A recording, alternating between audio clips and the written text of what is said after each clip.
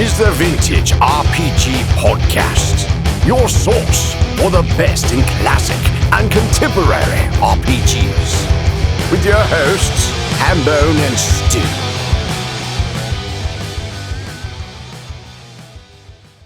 Welcome to the Vintage RPG Podcast, coming at you again from the clubhouse, hidden somewhere in the swamps of New Jersey.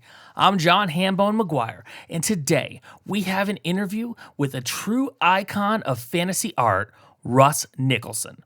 Some of you might know him from his work on the Fabled Land series, as well as Fighting Fantasy, and if you've ever heard me reference the Grell on this show, you know that I'm talking about the one that Russ Nicholson drew in the Fiend Folio. Due to some technical difficulties, being that he is overseas in the UK, and we do have to record some of these interviews over the internet, we pieced this episode together from several different interviews that took place over the course of a couple months. Now, that being said, Russ will also tell you in this interview that his memory isn't the best, so there's a question or two he just doesn't answer. And that said, Russ tells some amazing stories spanning not just his career, but his life as well. So I can't impart to you enough, dear listener, that some of the things you're going to hear today are truly special. So without further ado, the fabled Russ Nicholson. All right, so we have a very special guest today, don't we, Stu? We do. Russ Nicholson, legendary fantasy artist, is joining us on the podcast today. Russ, thanks so much for coming on the show. Oh, excuse me, you caught me eating something.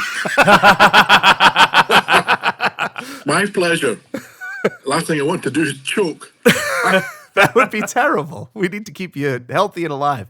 So, Russ, let's start right at the beginning. Tell us how you got into art. Well, I've always liked art, literally since a small boy.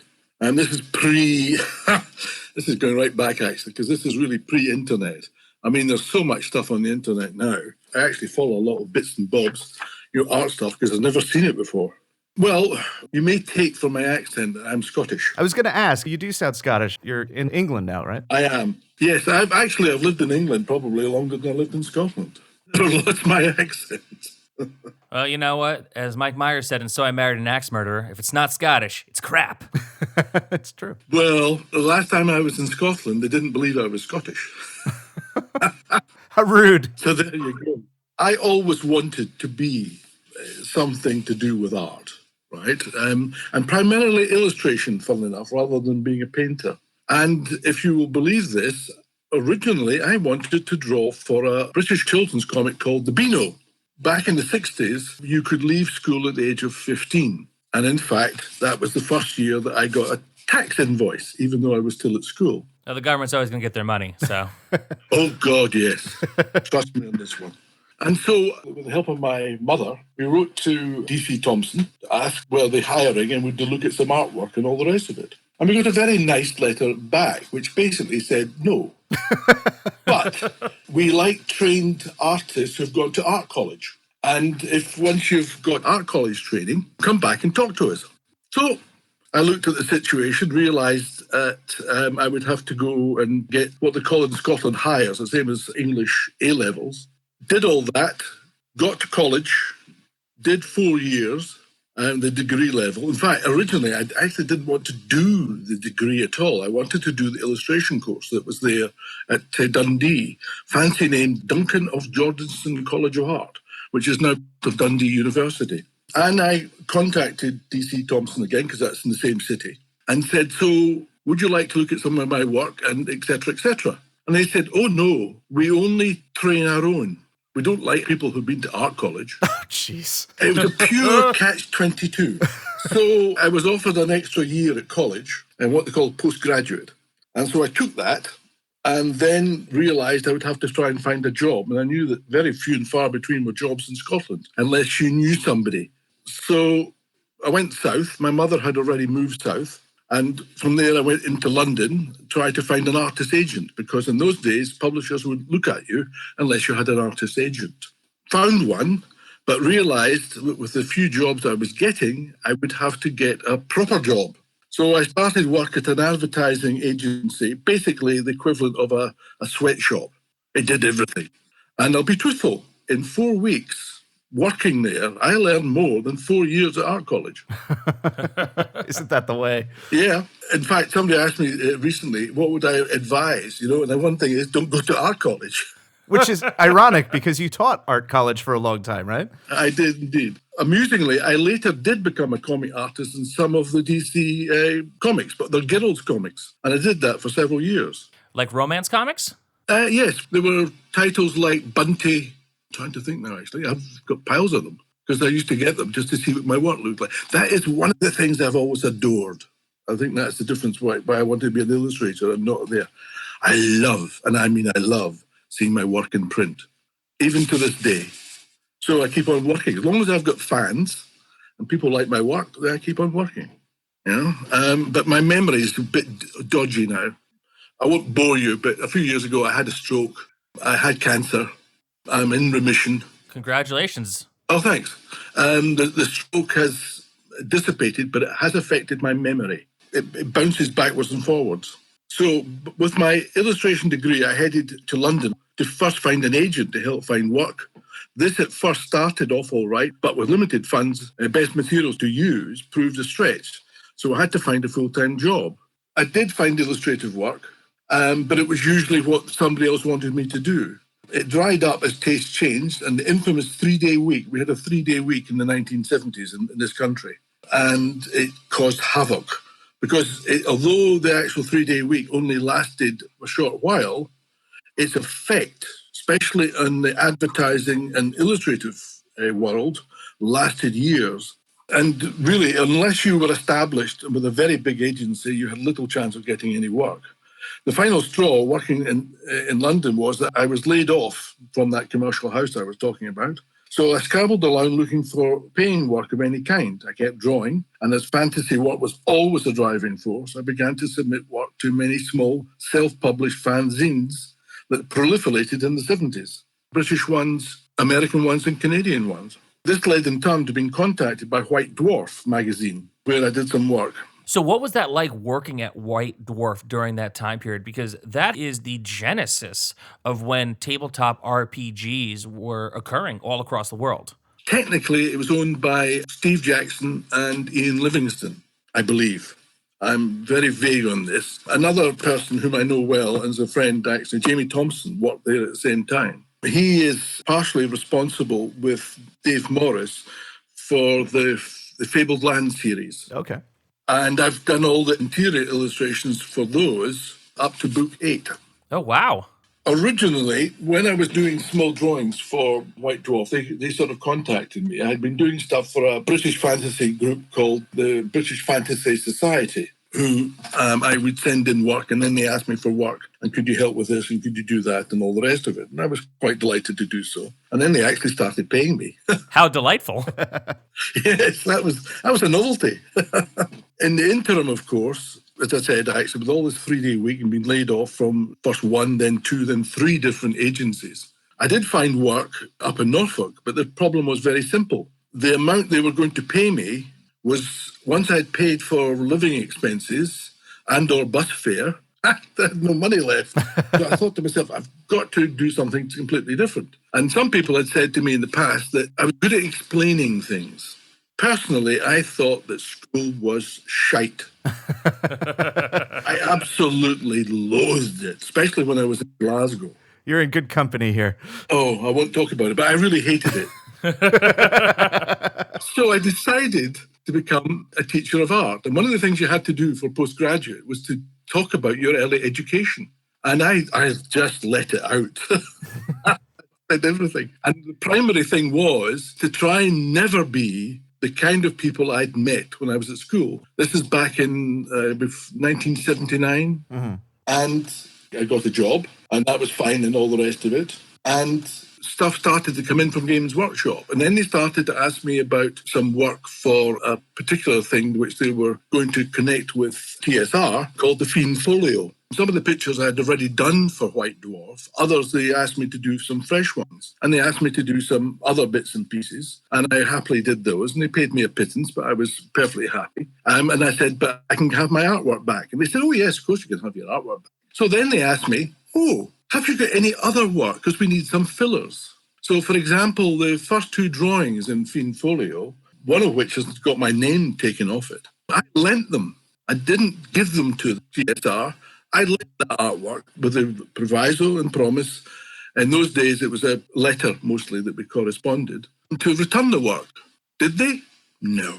No, they didn't. I've never seen it since. Rotten. Which piece of art was that? Well, if you look at the very first page of the Fiend Folio, the very first one, which is the creature with the little tail, a demon, and he's sort of turning around and he's showing you. I drew that a long time before the Fiend Folio. I did it for myself. There's one where there's a skeletal guy sitting and he's talking to his killer or whoever. That was one. The Grell and, of course, the Githyanki were commissioned, but they never returned them. Those sons of bitches. And then Steve Jackson contacted me and asked me if I would like to do some little drawings and stuff, actually, for games. Basically, one of them was a Doctor Who one. It came out in 1980. Oh, my God. That has to be amazing. And most of that stuff wasn't returned either. No. Wasn't too worried about that. He paid reasonably well. And the other one was a game called The Wizard, which I did playing cards for. And I think the playing cards one came first, and then the next one was the Doctor Who, that was counters. But both of them sank without trace, I think. And they're not even listed properly in the Games Workshop canon of what games they do. And then I'd realised I'd done 5 years at school, and the only thing I was really enjoying teaching at school wasn't the art, because that just had become rote. After 5 years, you become, it's like a cycle thing. You know, you've done everything, and then you've got to make a decision. Move on, or realise that's it, pal. And I thought, no, I've got to do something else. So I applied for a couple of jobs in one of the educational newspapers, and got an interview to go to work in Papua New Guinea. Wow, that's a bit of a commute. Yeah, it was a wee bit. And I got that, worked there for 3 years, and I wish actually I'd stayed longer. So, Russ, at this point, you've done games work for Games Workshop and TSR, you've done comic work, you've taught art, but is there any particular artist who's influenced or inspired your style? That's one of those really tough questions. When I was a boy, I ate anything that was art. It didn't matter whether it was a picture in a book, if it was good, if it was in a comic, if it was good, if I saw it in a museum, if it was good, if it was in a newspaper, a magazine, etc. I am an art nut, right? I love all art, right from cave painting all the way right through to anything modern. So, Russ, you're best known for your black and white work. Is that your preferred medium? In a way, yes, but I'm perfectly happy working in colour. It's just I've had few opportunities, really. So what do you think is your favorite project that you had the opportunity to work on in color? It's not actually been published yet. Oh, really? Yeah, I've been working on it for 10 years. Last year it was supposed to be coming out, and we did the last couple of pictures for it, but something's bogged him down, the chap who's doing it. He lives in Seattle, and it hasn't come out, so I don't know if I can really talk about it. Well, we'll leave a little air of mystery then. Right. Can you give us a little hint? Is it a game? Yes, it's a game. Quite a complex game, in fact. I did all the black and white work for it. I did all the colour work for it. There are 4 different separate units, and I did the cover for each. Well, we'll certainly be on the lookout for that. Yeah, for sure. As far as your drawings go, I am in love with the way that you draw monsters. I definitely had a few Russ Nicholson-inspired nightmares as a kid. I'm sorry for that. Can you talk a bit about what inspires you to draw these monsters? The very first book that I came across that had monsters in it was a book that belonged to my grandmother. It was the Lang's Red Fairy book. I was 4, and although I couldn't read it properly, I could see the pictures by an artist called, I forget his initials, but Ford, and I liked those. And there was one in particular, which in its own way used to give me nightmares, which was this particular giant keeps dead children under his open floorboards. That's scary. He puts his hand in to have a tasty bit. And one of them, of course, is the lad, I can't remember the character's name, who's alive, and of course he's hiding in there. That stuck in my head, still does, really. I scare very easily. We used to live in a haunted house. Really? Oh, yeah. We all had everything. Flying doors open, bumps in the night, heavy breathing over your shoulder, the lot. Now, did you ever look into what made the house haunted, say, when you got a little older? Well, it was in a small village, and it originally had been 3 weavers' cottages. They'd all been joined together, and each part had a different bit. There was one bit where, for example, our dog, she was a Doberman, who was a very brave dog, there was a spot every now and again she would not cross it. And every now and again her hackles would rise. And I remember once when I was on my own, this was years later, whilst I was at the art college, because I used to spend my summers back in the old house. I was sleeping basically in a camp bed. I hadn't gone to my own bed. And the dog used to like sleeping at the bottom of the bed. And she sat up in the dark and she just started to growl. And to be honest, the hairs in the back of my neck stood up like nobody's business. Holy crap. The hairs on the back of my neck are standing up right now. Oh, man, that's wild. Yeah. My mother used to say, actually, was that sometimes she had little lights dancing across. We used to sleep in bunks, my brother and I. And she said occasionally she would see little fairy light things dancing around the beds. That's the nature of such things. That's amazing. I mean, I could go on about that sort of thing, but it was primarily that one house. And do you think that had a direct correlation to the work that you did, to the inspiration of the work? Good question. Not so sure. Possibly it certainly directed me in that direction. I mean, I've always been interested in the world of what you might call, not fantasy, but fairy, with a capital F. Right. And when I was in my teens, I did do a couple of stupid things, like trying to see if I could make contact with anybody. Wow. And it was that sort of knock 3 times. And guess what? I got 3 knocks back. Oh, no. That's scary. Yes, scared the living daylights out of me. And I asked them very quickly, go back, I don't want to know. Round about there, I lived in Scotland, in Perthshire, and there was a whole period where Ouija boards were very popular. And we used to sort of do that sort of thing. And of course, it was always that thing of, who's doing anything sort of business.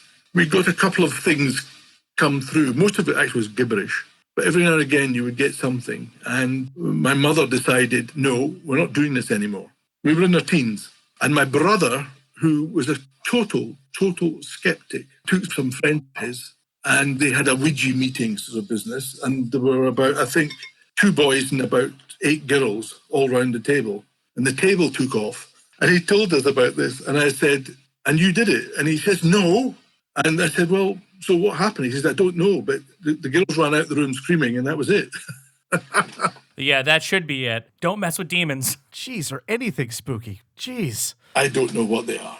The reason I'm mentioning Perthshire is because a few days later in the papers, there was a whole spate of letters all about Ouija boards and being contacted by this particular entity. It said it was neither good nor evil, neither living nor dead. It termed itself a carrier. It was a sort of sensation in the papers for a couple of weeks. And, well, that's Scots for you. But then again, you see, actually did go back to the days of Rabbie Burns and Tam O'Shanter and all the rest of it.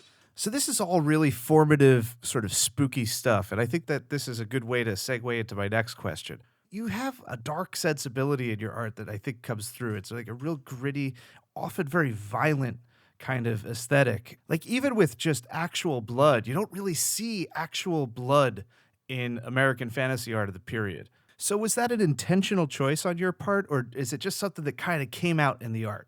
If it was relevant, I thought, to the story, I did it. If I was going to do gore and blood and spatter, I enjoyed it. And when I did Warlock of Firetop Mountain, one of these, of course, was the ghoul. And the original description that I was given was actually quite horrible. It's not as it was written in the book, because all I got was the description. I thought, well, this is supposed to be aimed at 12-year-olds. That's what I was told, by Puffin. I actually toned it down.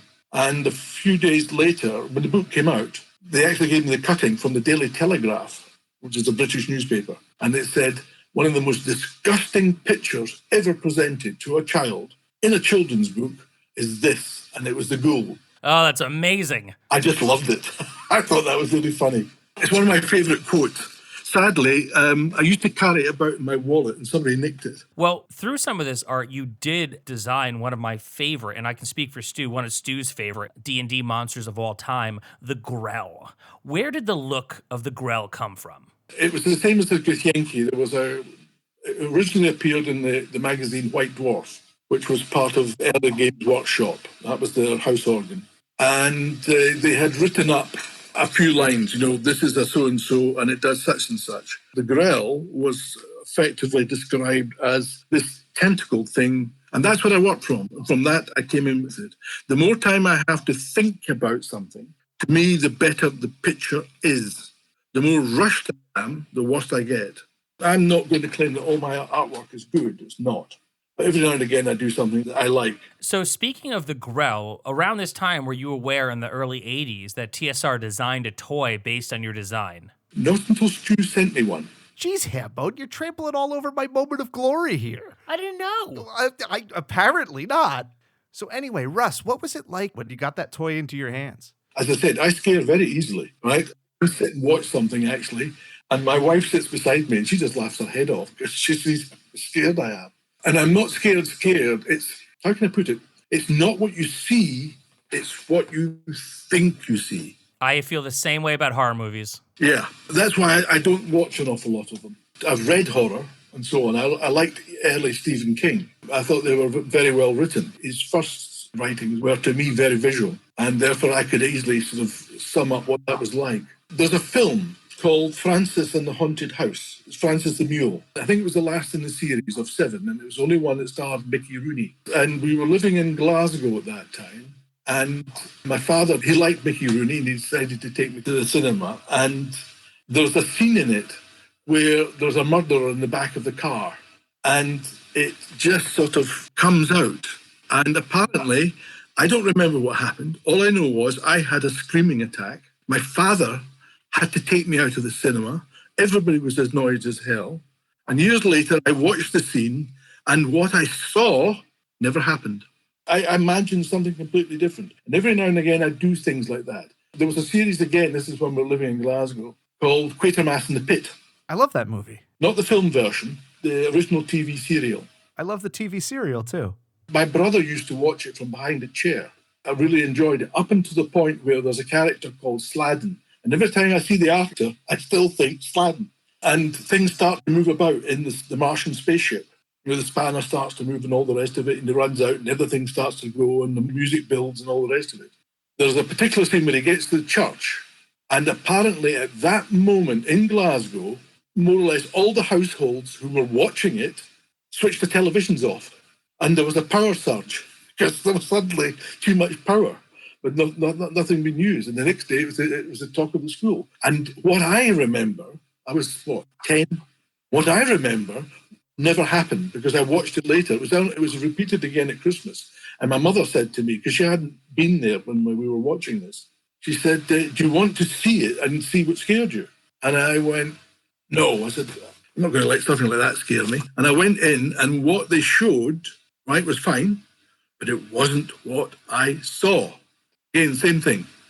My imagination took me in a completely different direction. And that's what I have. I have a very vivid imagination. So you've worked with a lot of different companies. I mean, you've worked with TSR, you've worked with Wizards of the Coast. What about working on Fighting Fantasy? How was that different than, say, some of the other artistic processes you've been involved in? Originally, Steve Jackson contacted me, and they asked me to work on a couple of games. One was a thing called The Wizard or the Warlock or something, and the other was actually to design playing cards. If you look back on my blog, you'll actually see them somewhere. And I had to design these from scratch. The wizard that's in there on those cards is not the one that I eventually used for the Warlock. He's completely original. And he actually came as I was working on the final illustrations because I wanted something different. I wanted something that nobody had ever seen before, including me. And from that, they contacted me and asked me to work on this new book that we were going to do called The Warlock of Fartop Mountain. In its original state, it went through 4 editors. And I remember that because I dealt with each one of them. But all I got really was a quick brief, and then this is your deadline, this is how much we're going to pay you, etc. And that was it. And I handed the work in. They loved it. I was offered the second book, and I said, yes, absolutely. And I asked for more money. They granted it. I was then offered the third book. And then I saw an advert for a job in Papua New Guinea. And I applied for it, I got it, and I went there. And I worked there for 3 years. Now, during all of that period, I worked on one fantasy book. That was for a chap called Dave Morris, who was a friend. And that eventually became the Fabled Lands series. Did you ever end up doing the third Fighting Fantasy book? No. In fact, that's why there's a gap. The amusing joke is that the chap whom I've now met, a very nice guy, who did the third book, he got paid more than I asked for. In fact, everybody got paid more than I asked for. Until I came back in basically 86 and said, is there any chance of any work? And they said, oh, yes, absolutely. And they started sending me scripts again. I'll be honest, actually, the one disappointment I had was I was promised The Return to Warlock Mountain, which was supposed to be the 50th book in the series. And I was looking forward to doing that. And at the last minute, I don't know why, don't know the decision, I wasn't told, they used somebody completely different. Oh, that's a shame. And that was a disappointment because I was really looking forward to doing the 50th Return to the Warlock of Firetop Mountain. Ah, geez, that is such a missed opportunity. Despite that being a disappointment, you've had a fantastic career. And I'm wondering if out of all of the books that you've done, you have a particular favorite. Fabled Lands. Oh, hands down, huh? That's great. Yeah, I mean, basically, I worked very closely with Dave Morris and to a certain extent, Jamie Thompson on that series. And we interacted very well. And I enjoyed working with them both. They're totally different characters. But Dave and I was usually, he would give me a sort of rough idea of what he was after. I would pencil a sketch. He would say, that's it. And then we'd draw it up. Hey, Russ, thank you so much for joining us on this interview. Yeah, I hope some of it made sense. It's been a real pleasure, Russ. Thanks for coming on. Thanks again. My pleasure. Right? And goodbye. Thanks again to Russ Nicholson for your time and your patience and for just sharing such amazing stories with Stu, myself, and all of our listeners. You can actually check out his work at russnicholson.blogspot.com. We're going to include a link to that in the show notes as well. Definitely go over there and check out some of his artwork. If you already have that copy of the Fiend Folio that you cherish, why don't you pull it off the bookshelf and thumb through it? You'll immediately remember exactly why you fell in love with his artwork in the first place. So thanks again, Russ, and thank you, dear listener, for tuning in for another awesome episode of the Vintage RPG Podcast. For Stu Horvath, I'm John Hambone McGuire. May the dice always roll in your favor.